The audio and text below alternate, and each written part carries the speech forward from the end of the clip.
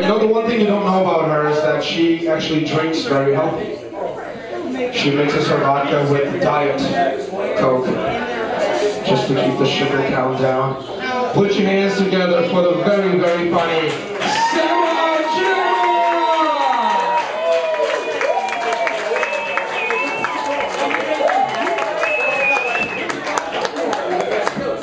The shortest one up here.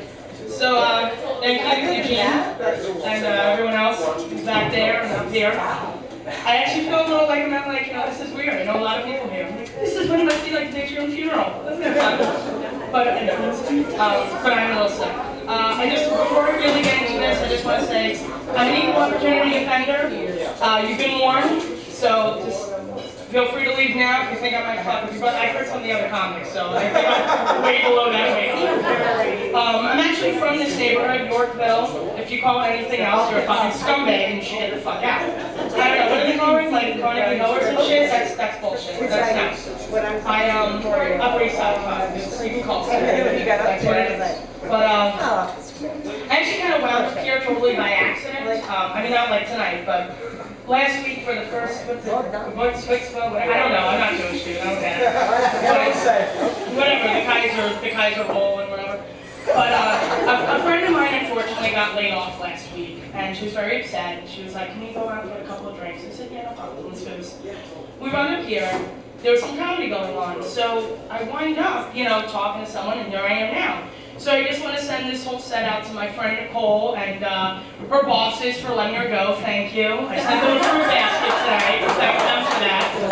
And I hope the whole employment thing works out for her. I really hope it does. But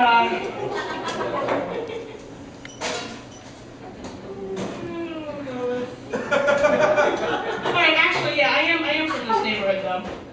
But depending on who I meet and what your social and financial standing is in the world, depends on what I tell you about myself. Like if you meet some scumbag who makes 6 figures and you're like ascot guy over here, then no, he's cool. I like him. He's great. But someone if I just met him and he was wearing an ascot, I would just assume 6 figures. And I would say, hi, my name is Samantha, and I'm from the Upper East Side. Very nice to meet you. And then if I meet someone more my own stat, I'm middle class, I don't make a whole lot of money. Like you guys, all my friends do. I go, hey, what's up? I'm Samma Jamma. I live in the Upper East Side. I grew up in the projects. And then when I meet people who are, more in that lower bracket, kind of hood rat, kind of, a little what's up, son? I'm like, yo, what's up? I'm Samma Jamma. I'm from the projects. I live in the projects, yo. And so I'm kind of like the IRS in that sense. The less you make, the more I give you. But a little retarded. I know. You guys remember PSAs? Remember back in the 80s? Remember those? You couldn't turn on the TV without PSA. Public service announcement. You got that down? You couldn't turn on the TV without hitting one of these things.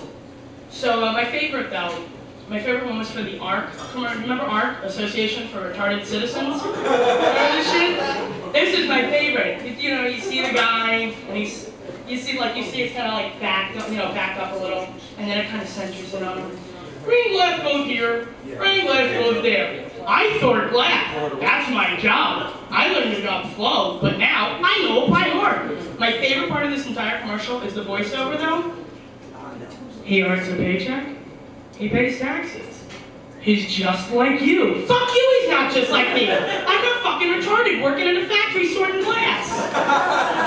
And I really wonder though, because there are retarded actors. We also goes on, that fucking Porky dude, Do these motherfuckers have headshots?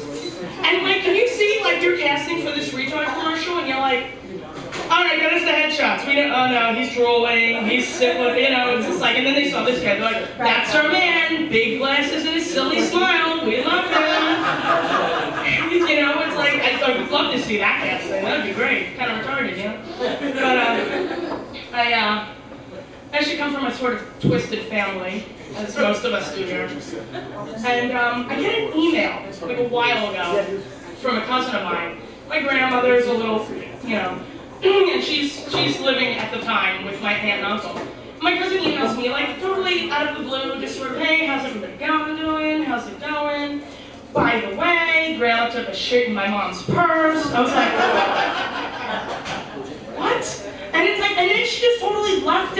Like, and this went on, and it's like, the boys are doing wow, and I'm like, how, I actually brought it to my brother, I was like, how do you say, like, then we had this whole discussion about, like, how do you shit in someone's bag? And like, did she, like, bring the bag into the bathroom, like, I'll show her, you know? Like, or did she just kind of, like, shit out, and, like, I don't know. But, yeah, it's kind of, it's speak, okay, well, let's get into a whole other story. So, a friend of mine calls me up. Her and her boss are the two people that work in the HR department at her job. And my friend is the assistant, her boss is obviously the head of human resources. And she's like, I gotta tell you this fucking story. Her boss comes in her office and she goes, we had a situation on our hands. So she goes, all right, what happened?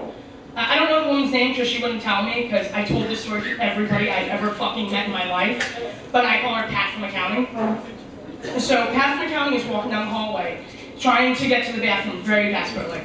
And poor Pat from accounting doesn't make it. But she didn't piss her pants either.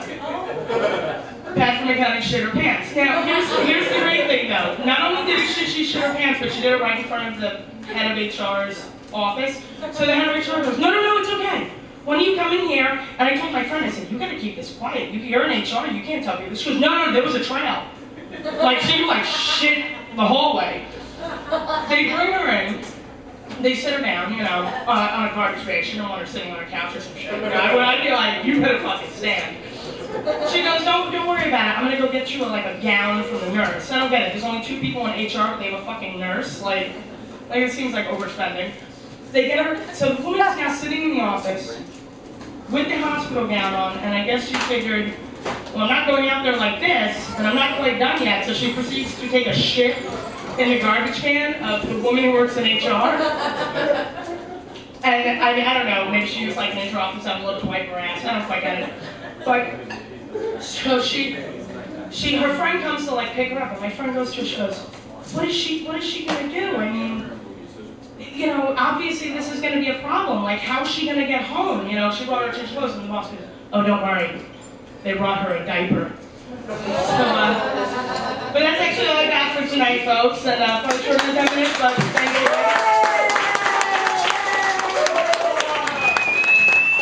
All right, keep it going for Samma Jamma.